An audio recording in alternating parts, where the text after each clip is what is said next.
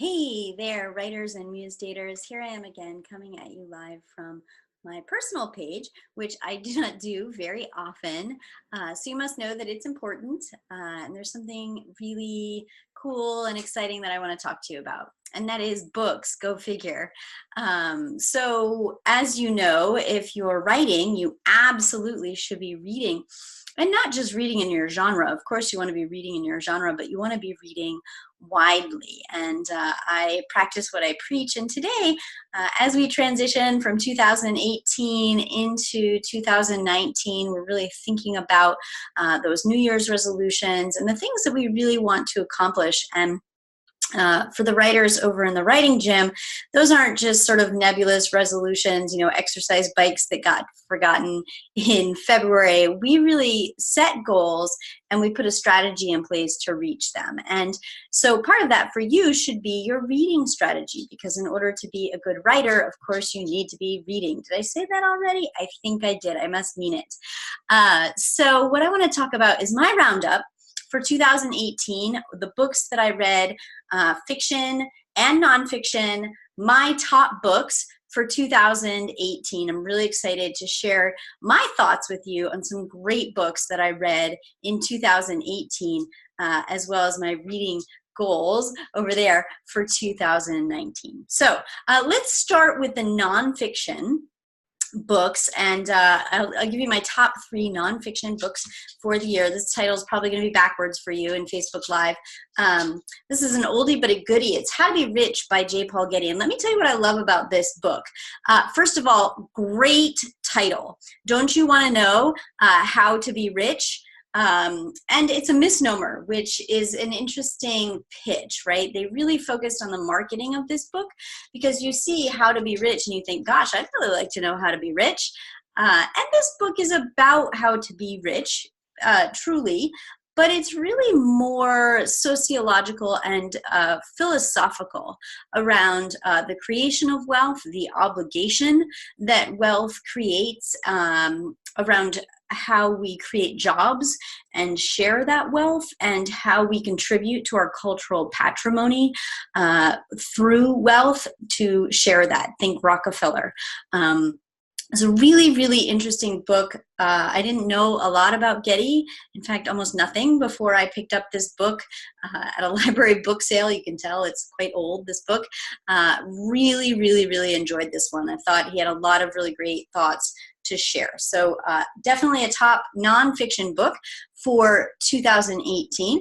My second choice, a brand new book in 2018, Mastering Fear, a Navy SEAL's Guide, written by Brandon Webb and John David Mann.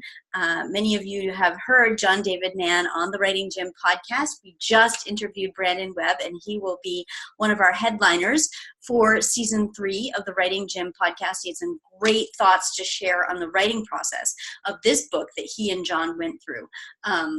But, this book I absolutely enjoyed.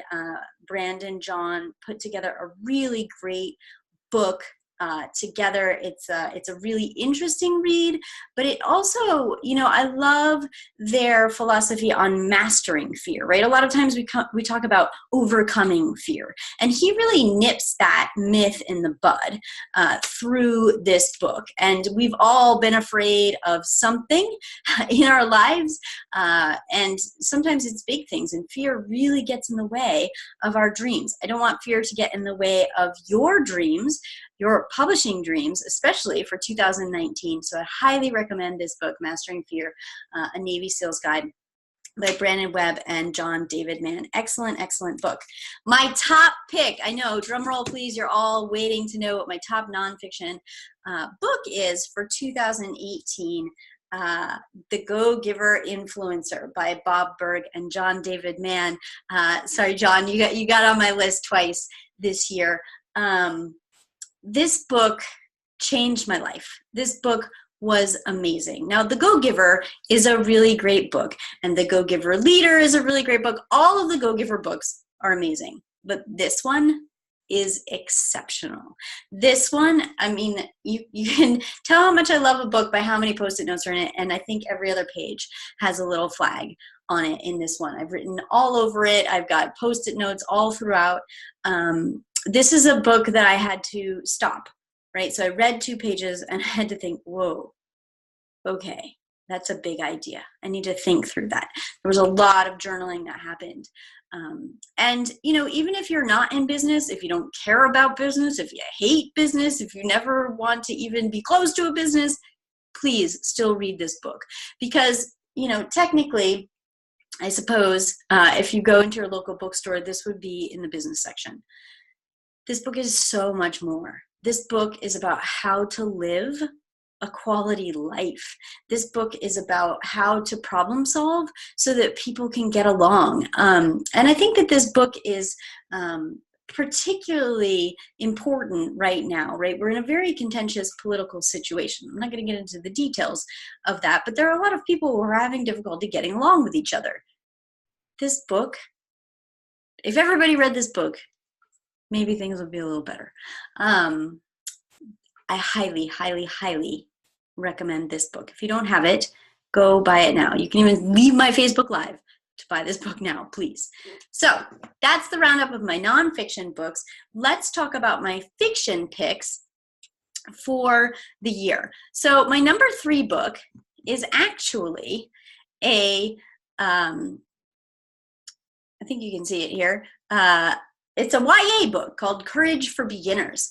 And I told you I read widely. It's very important to me to read widely. And all of my picks in the fiction world for this year are about the pacing. And the reason for that is that the hardest thing for a fiction writer is to master the pacing of a book. And the pacing of this was masterful. Every single page, I wanted to show this to the writers in the writing gym and say, ooh, look how she did this. This is really amazing. Check out this pacing. So this is a really good example of effective pacing in a YA novel. So my second pick for 2018 for amazing books was Little Fires Everywhere. You've probably seen this book about. It was a New York Times bestseller, very popular book. And again, the pacing was really beautiful, just spot on the way that the author was able to give out the information. And it did have a surprise ending, no spoilers here, but the way that the book was able to come full circle in its theme, but also to have a surprise at the end, was very masterful. Really, really, really loved this book. However, my favorite book of the year was a book that I just stumbled upon because I found the audiobook and I thought, well, I'll try that out. Eleanor Oliphant is Completely Fine. The pacing of this book was phenomenal. And not only that, but over in the writing gym, one of the things that we talk about a whole lot is how you integrate your literary devices to augment your theme and plot points. And this is like A++ level stuff. It's really, really hard to do. This is a first-time novelist who knocked it out of the park. This is an amazing book. You can see it's in Reese's book club, and I don't know a lot about Reese Witherspoon's book club, but I can see why she picked this. Not only is it a good, interesting, compelling, character-driven story, but the pacing is amazing. She gives you just enough information for you always to be on the edge of your seat wondering what's going to happen next. So those are my fiction picks for 2018. Last list for the year, I want to send some shout outs to some amazing members of the Writing Gym who published this year. And I'm really excited for their victories, for their success, for the way that they were able to complete their writing dream. So first, I want to send a shout out to Priya, who finished her book, The Wounded Healer, The True Story of a Child Sexual Abuse Survivor. She finished this book last year, published this year. Really excited for her and her accomplishments this year. Great, great job, Priya. So excited for you. This is a really great memoir where she is really honest about some really tough stuff. And, you know, she and I had some good tearful moments together as we worked through the content of this book. This isn't easy stuff to talk about. It's not easy stuff to read, but the victory message here, you know, we talked about mastering fear earlier. Here she's talking about mastering an experience, moving through something and coming out the other side with positivity. So this is a really powerful book from the Writing Gym for this year. I also want to send a big shout out to our very own Stephanie Scott Snyder, who wrote this book, not in the Writing Gym, but it was published this year, and she's working on a fiction piece. Stephanie's really interesting. She's working on, she works within the field of crime. I won't tell you more than that. I'll let her tell her own story. And her novel is really compelling. Oh my gosh, I cannot wait for the world to see this novel, because talk about pacing. This is a great, great novel. And so this is a nonfiction book that she wrote, When Women Offend, Crime and the Female Perpetrator. And I've ordered my copy. I can't wait to read this. It looks very, very interesting. And Stephanie is certainly an expert in this field who has a lot to share. And the last Writing Gym shout out that I want to do for 2018 is to Terry Harkin. So Terry wrote the Big Buddha Bicycle Race. We met in New York a year and a half ago, I believe, and worked on some of his pages, got his pitch ready. And Terry has gotten a 3-book deal this year. The first installment, The Big Buddha Bicycle Race, is out now.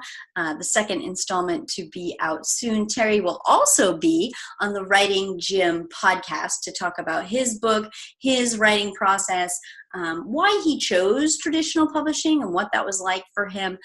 He gave us some really great tips over on the Writing Gym podcast. It was a great pleasure to have him chat with us, and I'm super proud of his 3-book deal. He's doing really great for himself.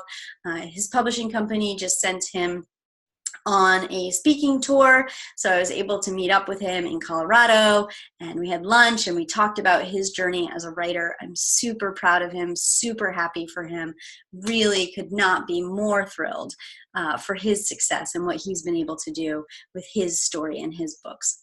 So if you read any of these books, or if you've read any of these books, please, please, please leave a review for the author. This is one of the most important things that you can do for the authors that you love, is to leave them a review. Take the 5 minutes that it takes to pop over to Amazon, to pop over to Goodreads, and to leave them a review so that other people can find their book. Especially if you're someone who wants to live the author lifestyle, you're helping other people to live the author lifestyle when you leave them a review. And that's just the way that social media works in this day and age. And lastly, I can't leave 2018 behind without thanking you for your support of Storytelling for Pantsers. This book has sold so well this year. Many of you have reached out to me and asked for a signed copy that I've sent to you with so much joy in my heart. So thank you for your support of my book, Storytelling for Pantsers. I appreciate you, and I look forward to hearing what you would like to read in 2019, what you've read in 2018 that you absolutely loved, and why. So drop me a line in the comments. I'd love to hear from you. And I want you to reach all of your reading and writing dreams in 2019. Happy reading and happy writing.